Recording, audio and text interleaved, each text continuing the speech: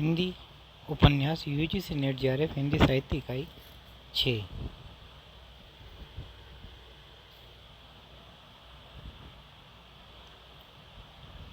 शेखर एक जीवनी भाग 1 आज्ञे द्वारा लिखा उपन्यास शेखर एक जीवनी भाग 1 सन 1941 ईस्वी में प्रकाशित हुआ। शेखर एक जीवनी चर्चित एवं विवादित उपन्यास है, परंतु कुछ विद्वान इसे स्वयं आज्ञे की जीवनी मानते हैं। आज्ञे स्वयं इस बात से इनकार करते हैं। इस उपन्यास को मनोवैज्ञानिक उपन्यास की श्रेणी में रखा जाता है। यह उपन्यास व्यक्ति के आंतरिक लोक के द्वंद्वों को तो सामने लाता ही है, साथ ही अपने समय के कुछ वैचारिक द्वंद्वों जैसे व्यक्ति और समाज, स्त्री और पुरुष, पाश्चात्य और भारतीय, नैतिक और अनैतिक आदि से भी टकराता है। शेखर एक ऐसा व्यक्ति है जो अपनी जिज्ञासा स्वयं शांत करना चाहता है, परंतु अनुभवों और ज्ञान को अपनी कसौटियों पर कसना चाहता है। दरअसल शेखर व्यक्ति के स्व की खोज का प्रतीक है। शेखर जागरूक, स्वतंत्र और अपने एवं समाज के प्रति ईमानदार होने की संघर्षपूर्ण यात्रा है। शेखर के माध्यम से बालपन एवं पर पड़ने वाले काम, अहम और भय के प्रभाव एवं उसकी प्रकृति पर मनोवैज्ञानिक ढंग से विचार किया गया है। शेखर एक जीवनी उपन्यास 4 खंडों में है। उषा और ईश्वर, बीज और अंकुर, प्रकृति और पुरुष, पुरुष और परिस्थिति। इस उपन्यास में बाल मनोविज्ञान का चित्रण, किशोरावस्था का चित्रण, क्रांति की भावना, विद्रोही चेतना का रूप, प्रेम की भावना का चित्रण हुआ है। इस उपन्यास को पूर्वदीप्ति शैली में लिखा गया है। शेखर एक जीवनी को प्रकाशमान पुच्छल तारा नाम से भी जाना जाता है। पात्र हैं, प्रमुख पात्र, पुरुष पात्र में शेखर ये नायक है। बंधन मुक्त रहना चाहता है। इसके माध्यम से बालपन पर पड़ने वाले काम, अहम और भय का चित्रण किया गया है। हरिदत्त शेखर के पिता जो अनुशासन प्रिय थे। स्त्री पात्र में सरस्वती शेखर की बहन जो उसकी प्रेरक मूर्ति और गुरु भी है। शारदा मद्रासी परिवार की लड़की जिसके प्रति शेखर आकर्षित रहता है। वह स्वभाव से चंचल तथा स्पष्टवादी हैं। शशि उपन्यास की नायिका तथा शेखर की मौसेरी बहन जिसके प्रति शेखर आकर्षित है। शांति 18 से 19 वर्ष की तपेदिक से पीड़ित लड़की गौण पात्र हैं। शेखर की माँ मणिका, कुमार, प्रतिभा, ईश्वरदत्त, प्रभुदत्त, रविदत्त और चंद्र। विशेष यह उपन्यास फ्लैशबैक अर्थात पूर्वदीप्ति शैली में लिखा गया है। उपन्यास में आज्ञे ने उस समय की राजनीतिक गतिविधियों और स्वतंत्रता एवं क्रांति की विचारधारा को व्यक्त किया है। इस उपन्यास पर रोमारोला के जॉन किस्टॉक का प्रभाव है। हिंदी का मुख्य मनोवैज्ञानिक उपन्यास है। बिंबों और प्रतीकों का प्रयोग मिलता है। कथासार इस उपन्यास में शेखर के विद्रोही व्यक्तित्व एवं बौद्धिक संघर्ष का चित्रण पूर्वदीप्ति शैली में हुआ है। उपन्यास का आरंभ शेखर को फांसी की सजा से ठीक पहले की रात जेल में उसके द्वारा अपने जीवन के पूर्व घटित घटनाओं को याद करने से होता है। वह सबसे पहले शशि को याद करता है, फिर शैशव अवस्था में जब वह 8 वर्ष का था बहन सरस्वती को याद आती है। उसके बाद वो शारदा को याद करता है। फिर उसे माँ पिता के प्रति धिक्कार की भावना जगाने वाली घटना याद आती है। पहला खंड शेखर अपनी विद्रोही प्रवृत्ति के कारण स्कूल नहीं जाता, शिक्षकों को परेशान करता है, छोटी उम्र में अकेलेपन का अनुभव करता है, ईश्वर को नहीं मानता है, अपनी बहन सरस्वती से आकर्षण का अनुभव करता है। दूसरा खंड विदेश के प्रति उसका मन घृणा के भाव से भर जाता है। वह गांधी जी को अपना आदर्श मानता है। अपना भाव प्रकट करने के लिए राष्ट्रीय नाटक लिखता है। तीसरा खंड है नास्तिक शेखर अपनी बहन सरस्वती को अपना प्रेरक गुरु मानता है। उसी समय जब वह दक्षिण में रहता है उसके जीवन में शारदा का प्रवेश हो जाता है जो शेखर को अपनी ओर आकर्षित कर लेती है। इसके बाद शेखर मैट्रिक की परीक्षा देने लाहौर जाता है जहां उसे शशि मिलती है। जब वहां से लौटता है तो शारदा और उसका परिवार जा चुका होता है। इसी खंड में शेखर को स्त्री पुरुष के संबंधों के बारे में ज्ञान होता है। चौथा खंड मद्रास में शेखर द्वारा कॉलेज में बिताए दिनों का वर्णन है, जहां उसकी उम्र 15 वर्ष की रहती है। मद्रास में जब मैं वहां कुमार नामक लड़के से मिलता है, उसमें समाज सेवा की भावना भरने लगती है। परीक्षा के दिनों में त्रिवेंद्रम जाने पर शेखर पुनः शारदा से मिलता है, परंतु शारदा की बातों से शेखर को लगता है कि सब कुछ समाप्त हो गया है। इस घटना के प्रभाव से वह मद्रास को छोड़ देता है। इस उपन्यास में शेखर के बचपन से लेकर उसके कॉलेज में बिताए गए जीवन का चित्रण है। प्रमुख उदाहरण में है, वेदना में एक शक्ति है जो दृष्टि देती है, जो यातना में है वह दृष्टि हो सकता है, वह दृष्टा हो सकता है, जो यातना में है वह दृष्टा हो सकता है। क्रांतिकारी अंततोगत्व एक प्रकार के नियतिवादी होते हैं, लेकिन यह नियतिवाद उन्हें अक्षम और निकम्मा बनाने वाला कोरा भाग्यवाद नहीं होता। वह उन्हें अधिक निर्मम होकर कार्य करने की प्रेरणा देता है। वह वहाँ बैठा स्वप्न देखा करता है और शशि स्वयं चित्र की तरह न आकर उसे आलोकित करने वाले प्रकाश की तरह आती है। विचार न होकर अनुभूति रहती है।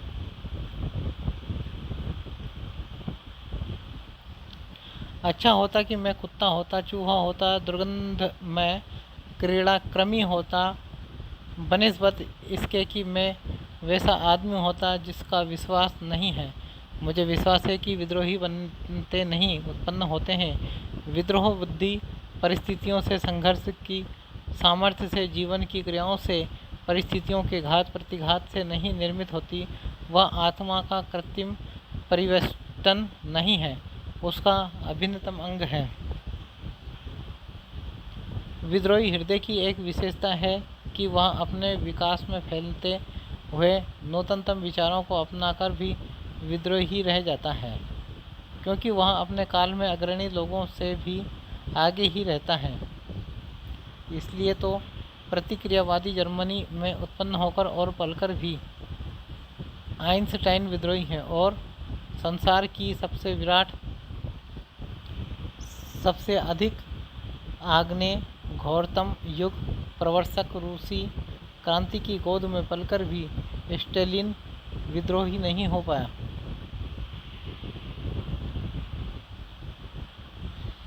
जूठन बीनने वाला भी रह गया है। विद्रोह अनंत है, नित्य है, क्योंकि उसके उपकरणों में प्रेम के बाद सबसे बड़ा और सबसे अमोघ अस्त्र है यही बौद्धिक घृणा। यातना भी एक उच्च कोटि का और बहुत पवित्र अस्त्र है। जहाँ प्रेम जितना उग्र होता है, वहाँ वैसे ही तीखी घृणा भी होती है। क्रूरता में केवल यातना दी ही नहीं जाती, स्वयं पाई भी जाती है। और स्नेह में स्नेही अपने को ही नहीं भूलता, स्नेह के पात्र को भी भूल जाता है। वासना नश्वर है, मुरझा जाती है, और तब प्रेम तंतु ही जीवन की स्थिरता बनाए रखता है। या शायद इससे उल्टा कर रहे हैं, जब प्रेम मर जाता है तब वासना उसके शव को उठाए उठाए फिरती है और उससे अपने को धोखे में छिपाना चाहती है। मानव के लिए झूठ, छल और मक्कारी अत्यंत सहज है, क्योंकि ईश्वर ने मानव को अपना प्रतिरूप बनाया, और ईश्वर हमारे ज्ञान में सबसे बड़ा झूठा और छलिया और मक्कार है। बहुत गहरी चोट का एकमात्र मरहम होता है चोट पहुंचाने वाले की उपेक्षा दृष्टि। दया को तो उसके घावों को खरोंच कर खोल देती है। जीवन की गहनतम घटनाएं किसी अनजान क्षण में ही हो जाती हैं।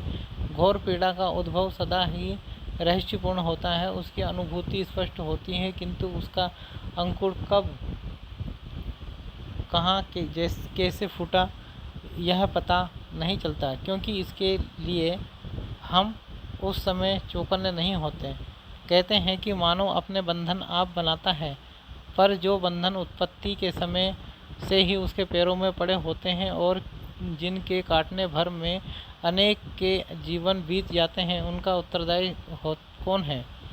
वे उन तीनों महत्ती प्रेरणाओं का चित्रण करती है जो प्रत्येक मानव के जीवन का अनुशासन करती है: अहंता, भय और सेक्स।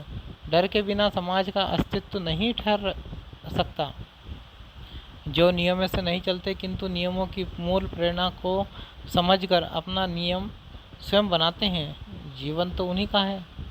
प्रेम ने मनुष्य को मनुष्य बनाया, भय ने उसे समाज का रूप दिया, अहंकार ने उसे राष्ट्र में संगठित कर दिया।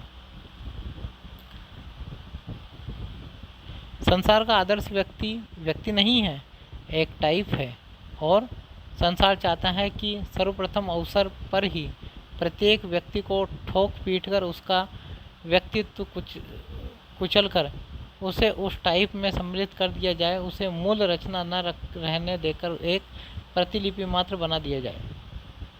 शेखर ने देखा उसके संसार के अलावा एक और संसार है जिसमें पक्षी रहते हैं, उसमें स्वच्छंदता है, जिसमें विश्वास है, जिसमें स्नेह है, जिसमें सोचने की या खेलने की अबाध स्वतंत्रता है, जिसका एकमात्र नियम है वही हो वो जो कि तुम हो।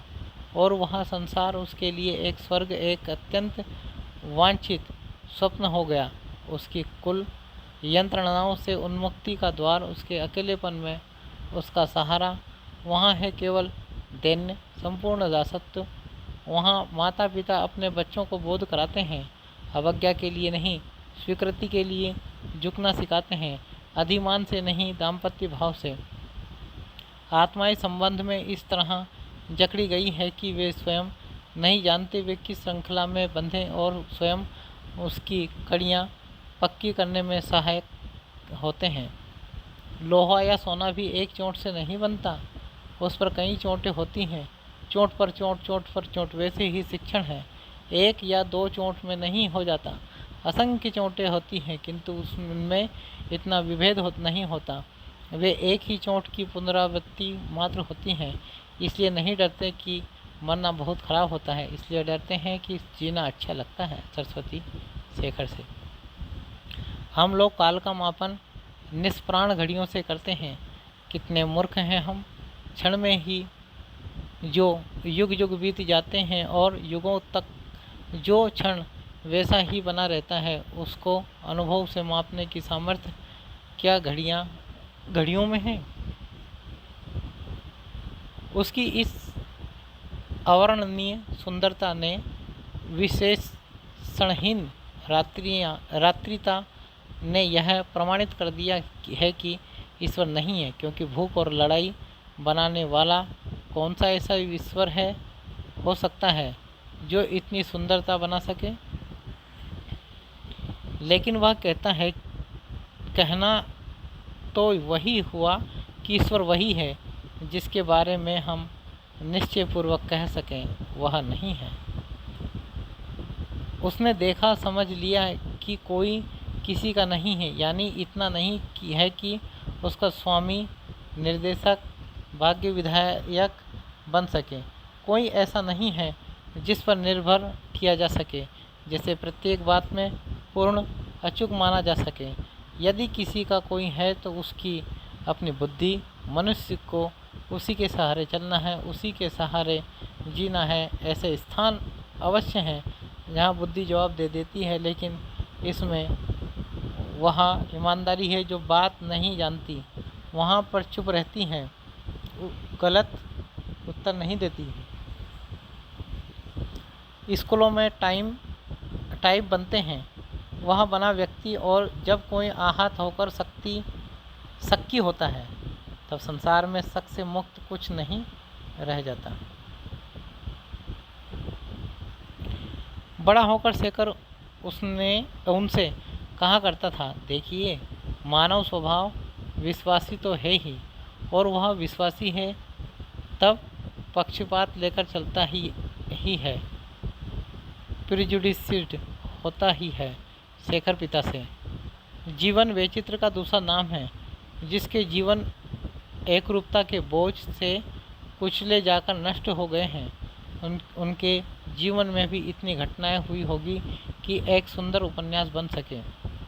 यदि प्रत्येक व्यक्ति अपने जीवनी लिखने लगे तो संसार में सुंदर पुस्तकों की कमी न रहे।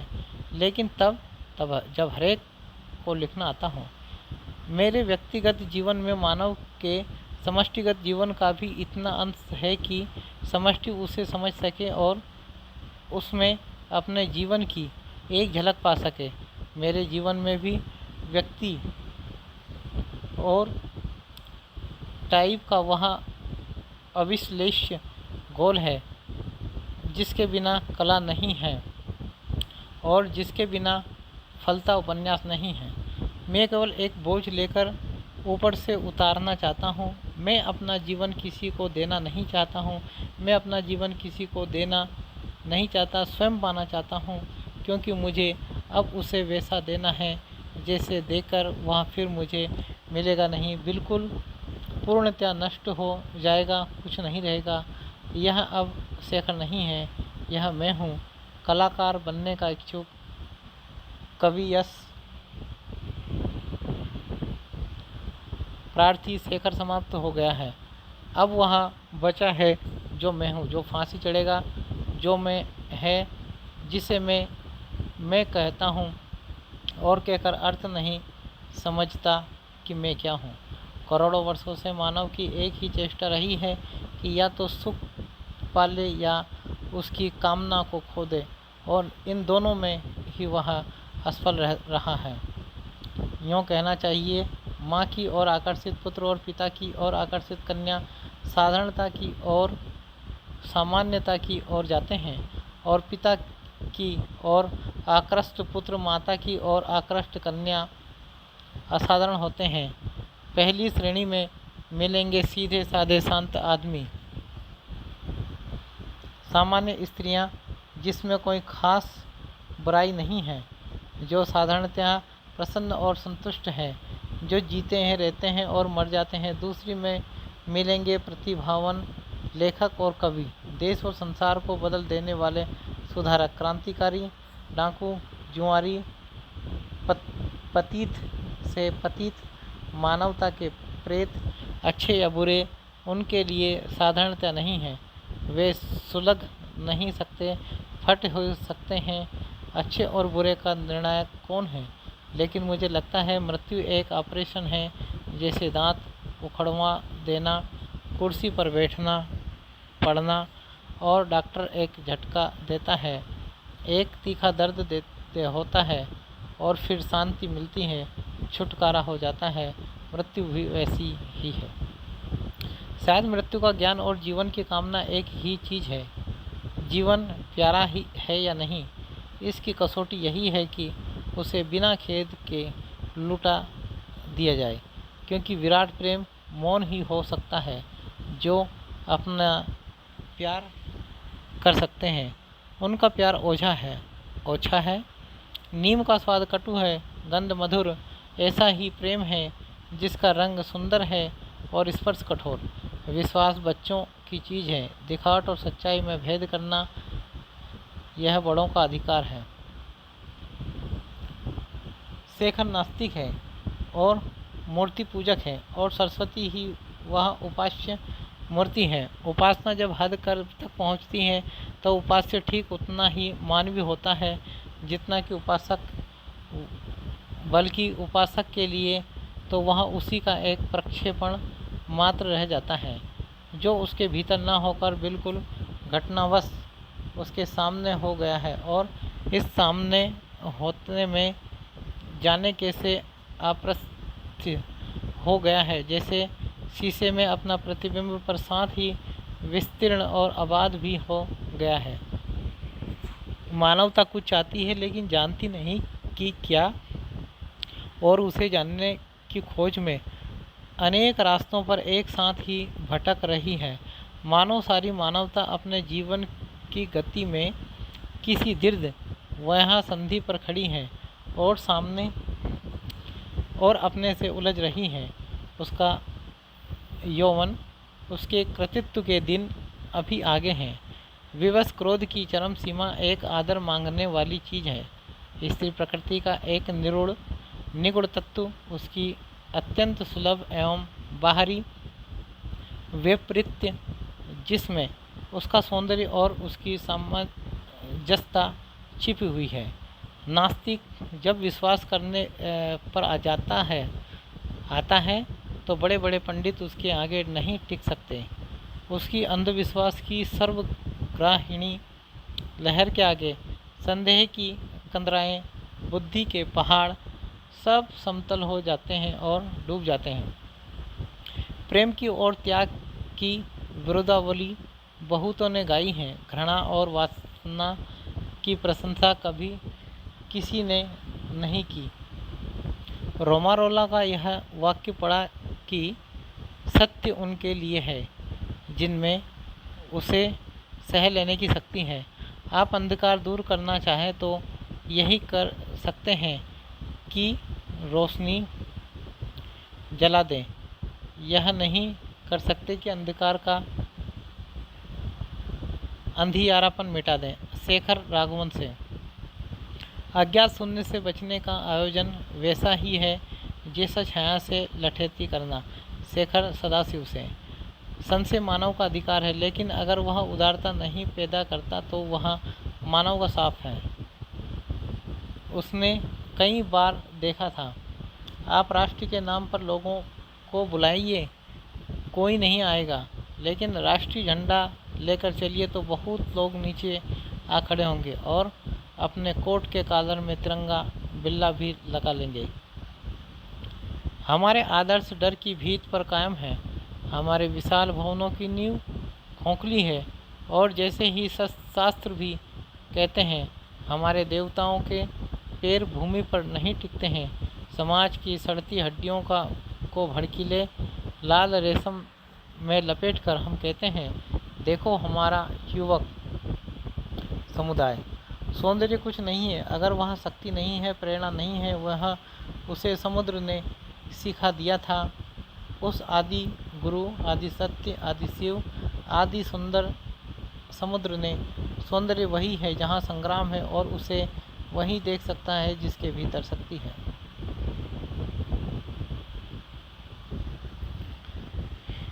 बालकृष्ण भट्ट की आत्मकथा हजारी प्रसाद द्विवेदी। हजारी प्रसाद द्विवेदी द्वारा सन 1946 ईस्वी में प्रकाशित इस पुस्तक की कथा 7वीं सदी के हर्षवर्धन काल से ली गई है, इसलिए इसे ऐतिहासिक उपन्यास की संज्ञा भी दी गई है, जो आत्मकथात्मक शैली में लिखी गई है।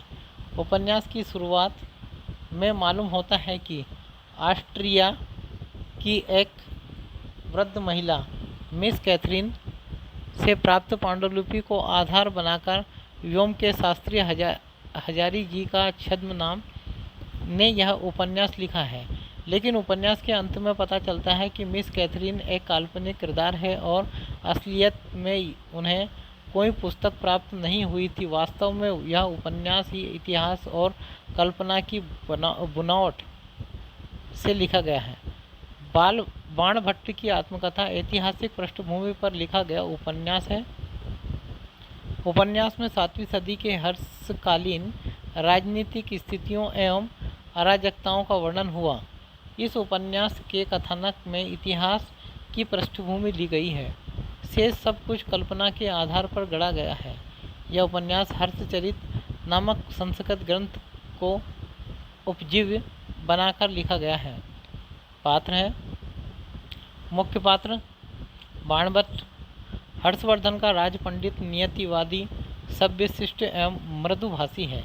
यह उपन्यास का नायक भी है। बाणभट्ट का वास्तविक नाम दक्ष भट्ट था। नारी का सम्मान करता था। निपुणिका निम्न श्रेणी की विधवा जो बाणभट्ट से प्रेम करती है। यह बाण की नाटक मंडली की पात्र भी है।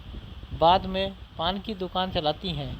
भट्टिनी राजकन्या है और तुंवर मिलिंद की पुत्री है। उसका अपहरण होना और छुड़वाना नाटक के केंद्र में है। गौण पात्र अघोर भैरव, वाम मार्गी साधक, लोरिक देव, भदेश्वर, दुर्ग का स्वामी, सुगतभद, बौद्ध भिक्षु एवं आचार्य,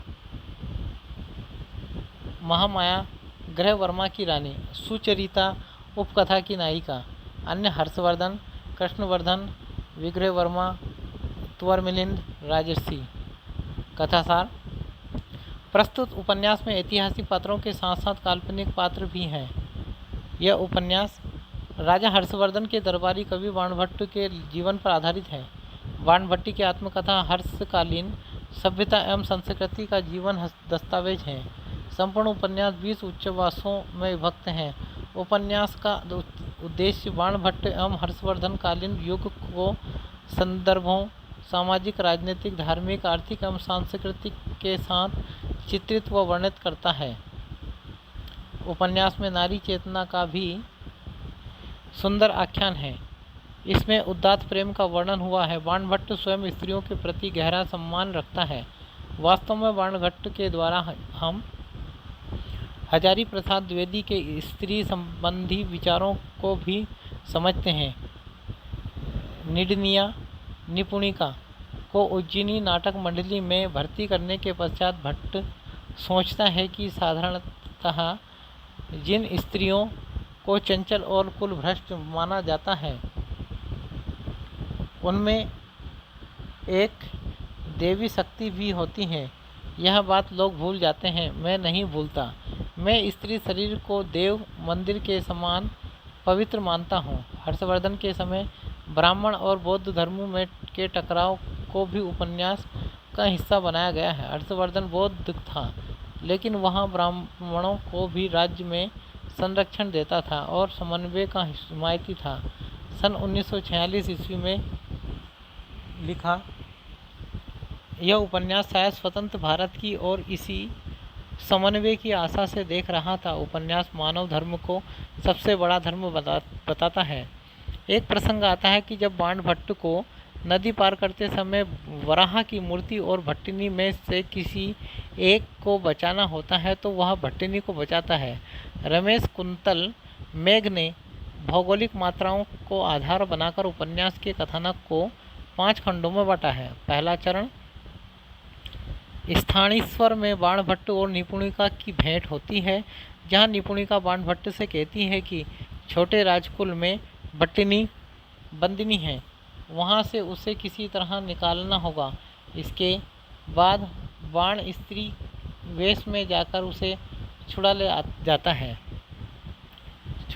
और दूसरा चरण है इसके बाद बाणभट्ट भट्टिनी और निपुणिका को वह गंगा मार्ग से नौका द्वारा मगध ले जाता है। चुनार के किले के पास उसकी नौका पर कुछ डाकुओं का हमला होता है। बाण वहां से दोनों को बचाकर निकल जाता है और लोरिक देव नामक एक सामंत के घर पहुंचा देता है।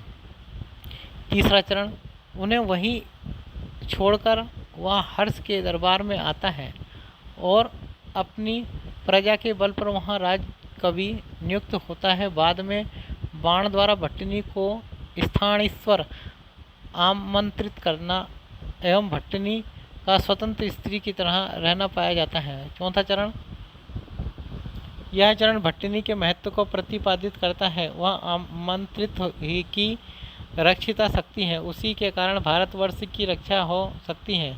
पांचवा चरण हर्ष के दरबार में बाणभट्ट भट्टिनी और निपुणिका का आना तथा वहां रत्नावली नाटिका का मंचन होना। इसी नाटक के अंत में मंच पर ही निपुणिका के प्राणों का अंत हो जाता है। अंत में बाणभट्ट उद्देश्य प्राप्ति हेतु भट्टिनी को तुंवर मिलिंद के यहाँ पहुँचाने जाता है। प्रमुख उदाहरण भावी जीवन की रंगीन कल्पनाओं में डूबते उतरते मनुष्य को आसपास देखने की फुर्सत कहाँ होती है। साधारणतः जिन स्त्रियों को चंचल और कुलभ्रष्ट माना जाता है उनमें एक देवी शक्ति भी होती है, यह बात लोग भूल जाते हैं। लज्जा जो तरुणियों का स्वाभाविक अलंकार है।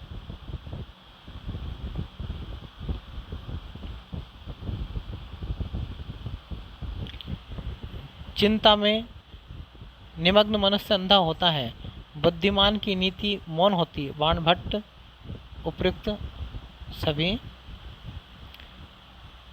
तर्क से विद्वेष बढ़ता है, विद्वेष से हिंसा पनपती है और हिंसा से मनुष्य का विध्वंस होता है। आचार्य पाद इस ब्रह्मांड का प्रत्येक अणु देवता है। देवता के ने जिस रूप में तुम्हें सबसे अधिक मोहित किया है उसी की पूजा कर। बाबा।